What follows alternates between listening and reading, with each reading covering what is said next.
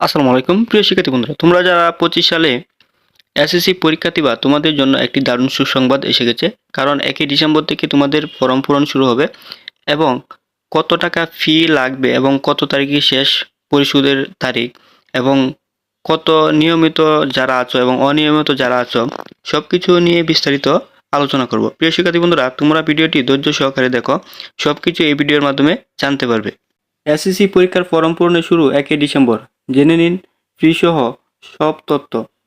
ঢাকা মাধ্যমিক উচ্চ মাধ্যমিক শিক্ষা বোর্ডের অধীনে বিদ্যালয়গুলোতে 2025 সালের এসএসসি পরীক্ষার ফর্ম পূরণ শুরু হবে আগামী 1 ডিসেম্বর।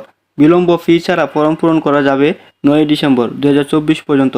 বিজ্ঞান বিভাগের পরীক্ষার্থীদের জন্য ফর্ম পূরণের ফি 2240 টাকা, আর ব্যবসা শিক্ষা ও মানবিক বিভাগের পরীক্ষার্থীদের জন্য 2120 টাকা। ফর্ম পূরণের বিস্তারিত। নির্বাচনী টেস্ট পরীক্ষা গ্রহণসহ ফলাফল প্রকাশের শেষ তারিখ 27/11/2024। অনলাইনের ফর্ম পূরণ বিলম্ব ফি 1/12/2024 থেকে 9/12/2024। বিলম্ব ফি ছাড়া অনলাইনে ফি জমা দেওয়ার শেষ তারিখ 10/12/2024। বিলম্ব ফি সহ অনলাইনে ফর্ম পূরণের তারিখ 11/12/2024 থেকে 14/12/2024। পরীক্ষার্থী প্রতি 100 টাকা বিলম্ব ফি সহ অনলাইনে ফি জমা শেষ তারিখ 15/12/2024। রেজিস্ট্রেশনের মেয়াদ থাকা সাপেক্ষে জিপিএ উন্নয়ন পরীক্ষার্থী সহ আবশ্যিক ও নির্বাচনিক বিষয়ে 1 থেকে 4 বিষয়ে 2024 সালে অকৃতকার্য পরীক্ষার্থীরা 2025 সালে এসএসসি পরীক্ষার অকৃতকার্য বিষয়ে অংশগ্রহণের জন্য নিজ নিজ প্রতিষ্ঠানে আবেদন করার শেষ তারিখ 21/11/2024। পরীক্ষার মাধ্যম। বাংলা বা ইংরেজি ভার্সন পরীক্ষায় অংশগ্রহণ করা যাবে।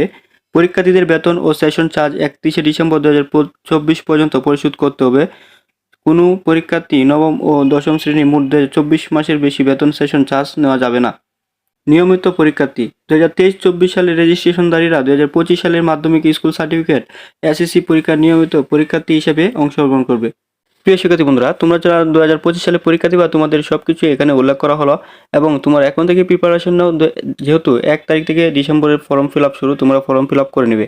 আর সকল শিক্ষা রিলেটেড আপডেট পেতে সবার আগে চ্যানেলটি সাবস্ক্রাইব করে রাখবে।